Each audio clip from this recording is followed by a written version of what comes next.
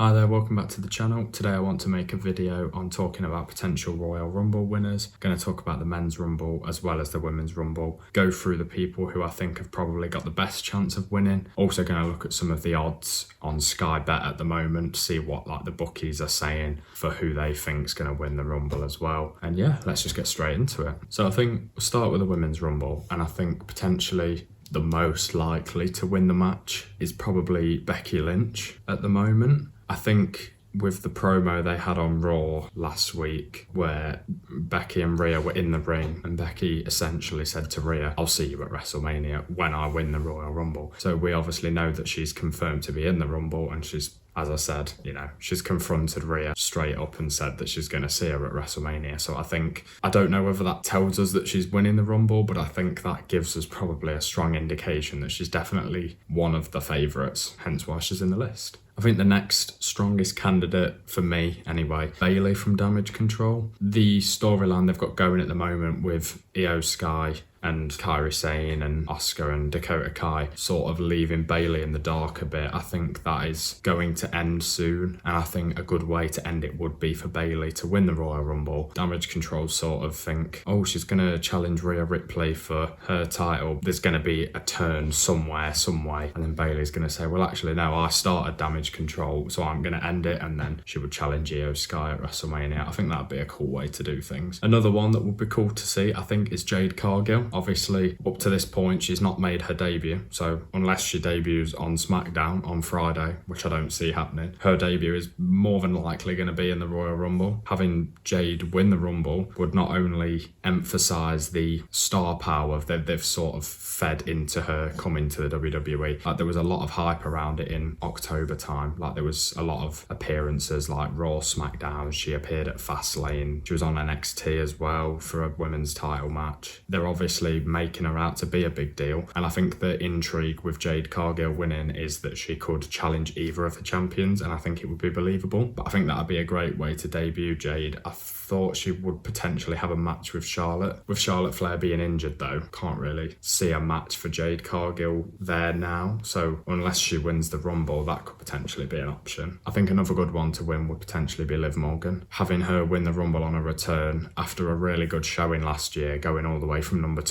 right till the end with Rhea, I think it was a strong showing for her. If she went one step further and won it this year, the story writes itself to challenge Rhea. I think with Io Sky, there's not as much of a reason there. Plus with Liv Morgan potentially coming back to return to Raw, obviously that's what she was on before the injury. That makes sense brand-wise as well, if you will. But yeah, I think the history's there as well. Obviously they've been a tag team before. They can definitely make a decent feud out of that, and obviously you could always do, oh, you injured my tag team partner Raquel Rodriguez and all of this, because I think at the point we thought Raquel was going to be the one to beat Rhea. Obviously that ended up not materialising, but you never know what could be in the future. Now, I'm not sure on this one. Again, it was the 5th pick. I've spoke about these in order of who I think is most likely, but I would say Sasha Banks has got a lot of, or Mercedes Moné of course, speculation about her return. I don't know if she's going to. I think she's more likely to come back and win the Rumble than a lot of people who are in it. With her winning as well, there's a lot of intrigue because she could go and challenge Rhea at WrestleMania, she could go and challenge Io Sky. I think either match would be a great match, and I think the surprise of her actually returning after all the speculation of her potentially going to AEW, if she was to return to WWE, that would be a very big bombshell for her to return and just win the Rumble instantly. Moving on to the men's Rumble now, CM Punk. Yeah, I think this one is probably the one that is going to happen. But yeah, I think CM Punk obviously winning would challenge Seth Rollins for the world title at WrestleMania. The history there's so much history all the way back from the start of NXT and the Shield and everything. There's so much history there that I think CM Punk saying he wants to main event WrestleMania as well, something he didn't get to do 10 years ago. I think the story's there. He would be a very very ideal winner storyline wise for a lot of reasons. Therefore, I think CM Punk is probably my pick to win the Royal Rumble, purely just based off that. As long as Seth Rollins is fit and ready for WrestleMania, I think CM Punk has to be the winner of the Royal Rumble. So next, I think also probably second most likely, it's definitely going to be one of CM Punk or Cody Rhodes. With Cody winning, obviously that sets him up to go back to WrestleMania to fight Roman for the title again, which I would love. I'm not sure he needs a Rumble win to do that. I think CM Punk needs a Rumble win more than Cody, if that makes sense, because I think we all know they're gearing towards Cody and Roman anyway. Plus, that would give Cody a back-to-back Rumble wins, and we all know that WWE loves a record to be broken, so I think Stone Cold is the only other person to win consecutive Rumbles.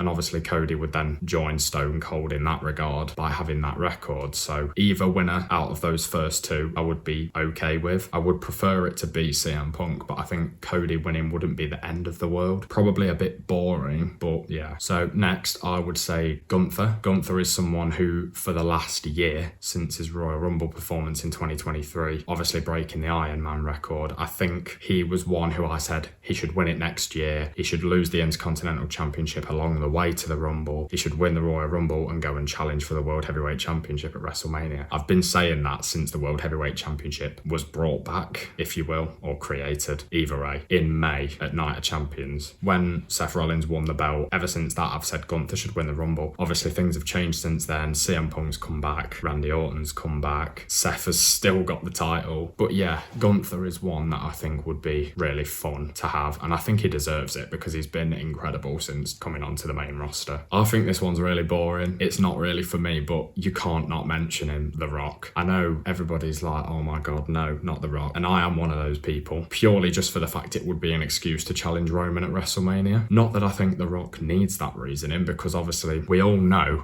that that's a dream match anyway. So there's no need for The Rock to win the Rumble. A part-timer coming back and winning the Rumble is not something I particularly want. I know CM Punk is kind of a part-timer. He's like on Raw probably twice a month. But like The Rock is literally not even wrestling anymore. So for him to come back and win the Rumble, I think that's kind of annoying. Don't really want that. So last on the list, I'm going to say is Drew McIntyre. More than anything, I think it would validate his recent heel turn. Well, sort of heel turn. Like he has turned heel, but he's like still portraying some babyface traits. But even still, obviously this would take him to the main event of WrestleMania. If you think about it, he could challenge Roman again to like avenge the Clash at the Castle thing, but I don't see that happening. I think it would be more a case of him going for the World Heavyweight Championship. And I will say, on the very small chance that this does happen, I would have Drew win the belt at Mania if that's what he was going to do. By the way, regardless of who he challenges, if he challenges Roman, I would have him win. If he challenges Seth or Damian Priest, maybe if he's cashed in by then, anyone, whoever's got the World Heavyweight Championship, he should win that match. So I'm just going to go through some honourable mentions. I think people that deserved a mention, but I don't think they've really got much or any chance of winning the Rumble. So I think with the women's one, you've got Bianca Belair. I think she's always strongly pushed. You can never count her out, and she's probably going to be in the final four. Probably a teased win, but not quite getting there. I don't think Bianca Belair has got any strong enough storylines going at the moment to give her a Royal Rumble win to go to WrestleMania. Obviously, she's on SmackDown, so I think the storyline is more strong with Bayley winning the Rumble in that sense. Bianca Belair will probably have a decent showing in the Rumble. She might set up a WrestleMania feud during the match, but I don't see her winning. Jey Uso, he's not had his first singles title yet, and obviously him winning the Rumble would obviously give him that chance to either challenge for the World Heavyweight Championship or Roman again for the Undisputed belt, or even the Intercontinental belt if he wanted to. Although I don't see this happening, but I think with his popularity being probably as high as ever, it would feel wrong to count him out, really. Nia Jax for the Women's Rumble. I really don't want this to happen. It's hard to argue against how strongly she's been pushed. She's not lost a singles match since she returned, which was like September, I want to say. Might be like November, I can't remember. A one-on-one match. You've got to say she's at least an honourable mention, because she has the only match she's lost, I believe, was the one at Crown Jewel, which was a fatal five-way. And she didn't even get pinned or submitted in that match. She also beat Becky Lynch clean the other week, which I'm not too happy about, but there you go. LA Knight, of course, his popularity has barely slowed down, which I think a lot of people, me included, thought it probably would. He could use this to challenge Roman again. He's obviously been on about that. Or he could even use it to challenge challenge for the United States title with Logan Paul. I don't know about anyone else, but that's definitely a match I want to see. I think it would dilute the Royal Rumble win a little bit though if he did use it to challenge for a United States title, so probably not that. And finally, one of my favourites, Sami Zayn. Before he got injured by Drew McIntyre, he was going on about how he wants to prove Sami Zayn like main event World Heavyweight Championship caliber athlete, that sort of thing. I think we all know that he can be that. I don't think he needs to prove that to anyone, but I think him winning the Royal Rumble would give him a real excuse to go and challenge for that belt at WrestleMania, and it obviously sets him up in for a second straight main event of WrestleMania night one, probably night one.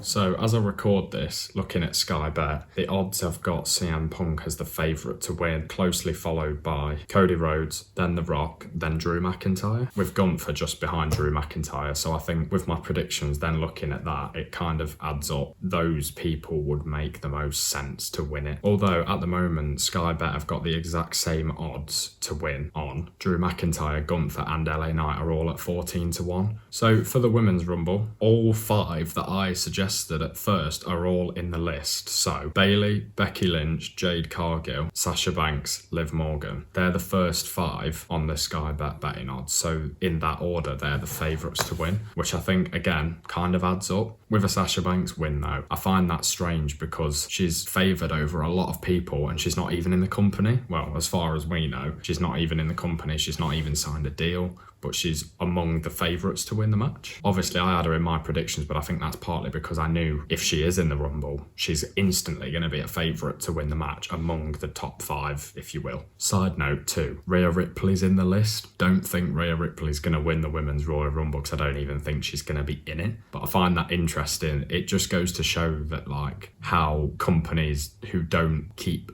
an eye on it on a weekly basis think about these things. Because why would you have Rhea Ripley in the betting odds? She's obviously not going to be in the Rumble. And I wonder if anybody's actually going to put money on Rhea Ripley winning the Royal Rumble. Anyway, guys, thanks for watching the video. It's been fun recording again. It's nice to get into recording more videos. I'm excited for the Royal Rumble on Saturday. I think it's going to be great. It's probably my favourite premium live event of the year. But yeah, thanks for watching this video. Subscribe for more wrestling content. And I'm sure eventually I'll get on to doing some gaming content, hopefully on the new WWE game, which I've just pre-ordered. Looking forward to getting that. But yeah, thanks for watching.